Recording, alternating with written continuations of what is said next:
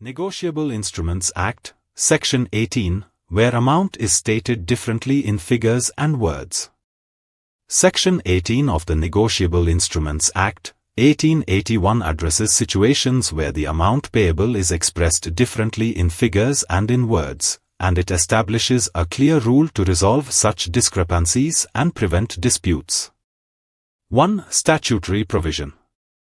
If the amount undertaken or ordered to be paid is stated differently in figures and in words, the amount stated in words shall be the amount undertaken or ordered to be paid. This means that when there is a mismatch between the numerical amount and the written amount, in words, will prevail. 2. Purpose of Section 18. The primary objective of this provision is to avoid confusion and disputes regarding the payable amount, provide certainty in commercial transactions, reduce the risk of fraud or alteration, and establish a clear rule for banks and courts to follow. Since figures are more easily altered than words, the law accords greater reliability to the amount written in words. 3. Application of Section 18. This provision applies to all negotiable instruments governed under the Act, including promissory notes, bills of exchange, and cheques. Where the instrument contains inconsistent amounts, the amount stated in words shall prevail. 4. Why words prevail over figures.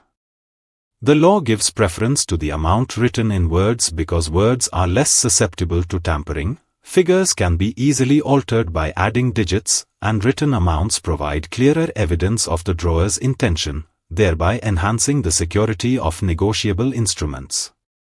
For example, changing 1,000 rupees to 10,000 rupees by adding a zero is far easier than altering the words 1,000 to 10,000. 5. Legal effect.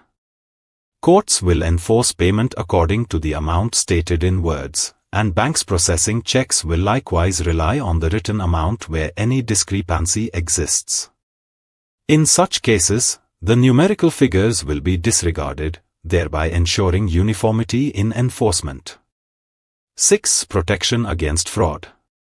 Section 18 plays a protective role by preventing fraudulent enhancement of amounts, safeguarding drawers and makers from unauthorized alterations, and ensuring that financial institutions adhere to a clear legal standard.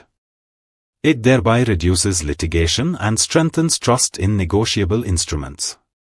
7. Commercial importance. In banking practice, checks are required to state the amount both in figures and in words, and banks verify the consistency between the two before processing.